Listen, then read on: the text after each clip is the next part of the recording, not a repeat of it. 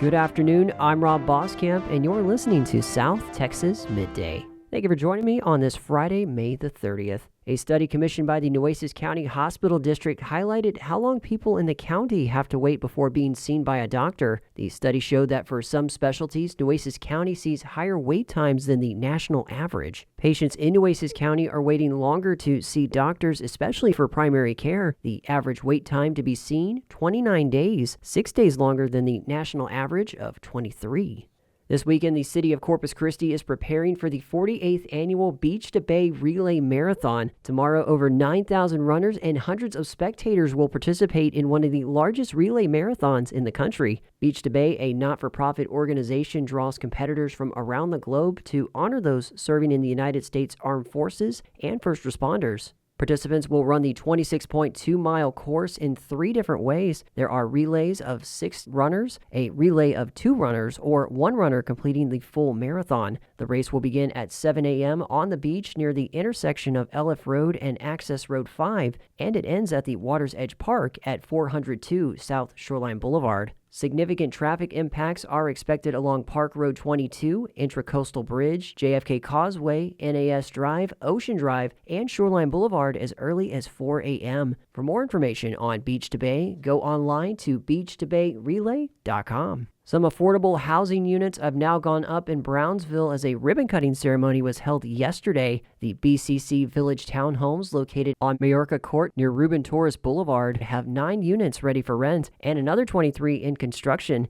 The entire project will cost nearly $10 million. Part of it is being funded with a grant from the Texas General Land Office. Those interested in moving in can call the Brownsville Housing Authority at 956-541-7860. The 2025 hurricane season officially begins this Sunday, and on Monday, we will share the latest episode of KEDT Community Focus. I had the privilege to speak with frontline correspondent Laura Sullivan. In the latest episode, Hurricane Helene's Deadly Warning, Laura revisits a decade's worth of reporting on storms such as last year's Hurricane Helene and 2017's Hurricane Harvey. The episode also looks as climate change-related storms become more frequent and severe in the United States. There are concerns that incremental attempts to mitigate against future flooding across the country aren't going to be enough. You can watch the latest episode of Frontline at pbs.org, and you can listen to that interview with Laura on Monday following South Texas Midday. You can also hear it next week wherever you get your podcasts.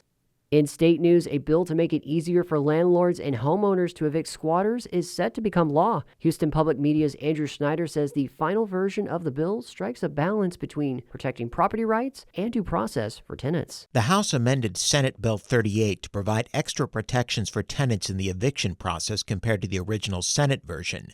Ben Martin is the research director for Texas Housers. What we really saw in the House of Representatives was that there was a bipartisan effort to address concerns about this bill being written too broadly. The final form restricts some of those most harmful changes to the eviction process to only squatting cases. Senator Paul Bettencourt is the author of the bill, as well as another that sets criminal penalties for squatting. I'm really happy with all of the work that we've done on both these bills, because it was not only a priority of the Speaker, Lieutenant Governor, but obviously the Governor himself. The bills now head to Governor Abbott for signature.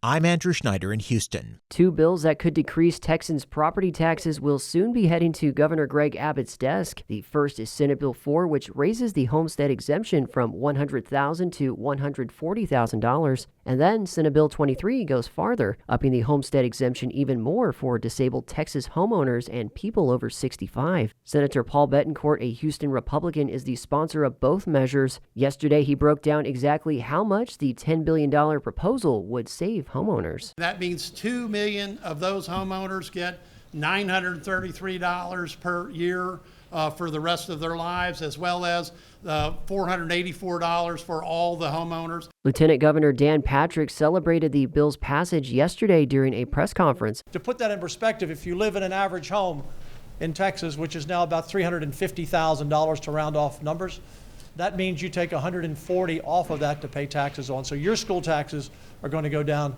about 48 to 50% for everyone under 65. While the proposals are likely to be signed by the governor, they won't take effect unless voters approve the changes as constitutional amendments on the November ballot. They'd need the approval of the majority of the Texas voters who cast ballots this fall. And a bill that would have banned minors from using social media in Texas has likely died after missing a key deadline at the legislature earlier this week. As the Texas Newsroom's Lucio Vasquez reports, the measure would have created one of the nation's strictest efforts to limit minors' access to social media. House Bill 186 would have required age verification for all users and forced platforms like Instagram and TikTok to remove accounts at a parent's request. The bill passed the House last month but stalled in the Senate, effectively killing it. Lawmakers could still try to revive the proposal by tacking its language onto another bill, but that's unlikely. Earlier this week, Governor Greg Abbott signed a similar measure into law that'll require app stores to implement age checks and parental controls for minors. That law takes effect next year. The legislative session wraps up on Monday. I'm Lucio Vasquez in Houston. As President Trump has scaled up the use of the military at the southern border, the Army has deployed a growing amount of equipment that's usually used for war. They include surveillance systems and armored Stryker combat vehicles. That's led to questions about whether those are the right tools for the job. Carlos Morales reports from Presidio, Texas for the American Homefront Project. The Big Bend area of Texas is a vast expanse of desert shrub, imposing mountains and wide open spaces. And along the border here, Army First Sergeant Ruben Gaeta overlooks a narrow strip of the Rio Grande. A little bit down the river, they call it the fishing spot. It's one of the hot spots traditionally. The fishing spot, Gaeta says, is where Border Patrol agents watch for people attempting to cross the border. Just behind him, a Stryker scans the horizon, the roar of the armored combat vehicle filling what's typically a quiet scene along the border here. The nearly 20-ton vehicle has been used in Iraq and Afghanistan. They sit on 8 wheels, can carry 11 soldiers, and reach speeds up to 60 miles per hour. The ones dispatched to the border are equipped with a high-powered camera system. It's got really good capabilities to zoom in really far. Gaeta points to a building a few miles off into the distance on the Mexican side of the border. Like in that compound, we could see, like as close as me and you are right now, you could see the person and what they look like. The Army says roughly 100 Strykers are spread across the border, playing a critical role in its effort to assist Border Patrol agents. The Trump administration has designated roughly 230 miles of the border as a military zone, where Defense Secretary Pete Hegseth says troops now have more authority. If you see guys in camouflage now with binoculars or in Stryker vehicles with rifles, they have the authority to detain illegals temporarily and assist Border Patrol and hand them over. But that goal doesn't require such a large, heavily armored deployment, says Jennifer Kavanaugh. She's the director of military analysis at Defense Priorities, a D.C. think tank. And while Kavanaugh says she's not against using the military to protect the country's borders, in this instance, the threat just isn't there. It's not clear, objectively, that the number of people trying to cross the border right now exceeds the capacity of the law enforcement presence in the border states. And the Stryker vehicles aren't armed. So it is about appearance. It's not about necessarily deploying their capabilities. In April, General Gregory Guillot, the head of U.S. Northern Command, spoke to a House committee about the deployment, which comes at a time when the number of people apprehended at the U.S.-Mexico border is low. It's a number that's been trending down for the last year and a half. The initial results of sealing the border have been fantastic if you look at the stats, but we need to make sure that that's lasting and it goes through all the cycles of illegal migration that we see, seasonal, and I think that will take probably a couple of years. And that gives Kavanaugh pause. She wonders what a years-long deployment to the border means for the country's ability to respond to crises elsewhere. In my view, it makes a lot more sense to protect and preserve military resources so that if a crisis did occur, a real crisis that affected U.S. interests, we would have the vehicles and the personnel to respond in the optimal way. The Trump administration plans to expand its use of the military. Recently, the Department of Homeland Security asked for 20,000 National Guard troops to help with deportations. The Pentagon says the border mission has cost $525 million so far.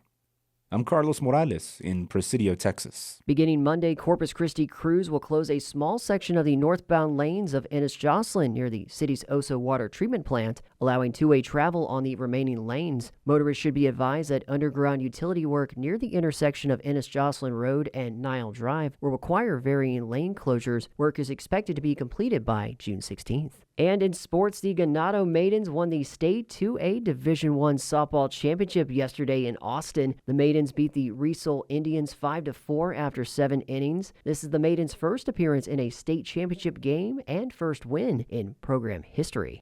And before we wrap up South Texas Midday, let's take a quick look at the weather. Afternoon temperatures will be in the 90s with a mix of sun and clouds for your Friday. Then for your weekend, we are looking at cloudy skies. Not bad if you're running beach to bay tomorrow. I myself will be out on the course, and I am very thankful for the cloud cover we've got forecasted. Cloudy skies will also be nice if you're going to Space Fest in the heart of downtown Brownsville later this evening.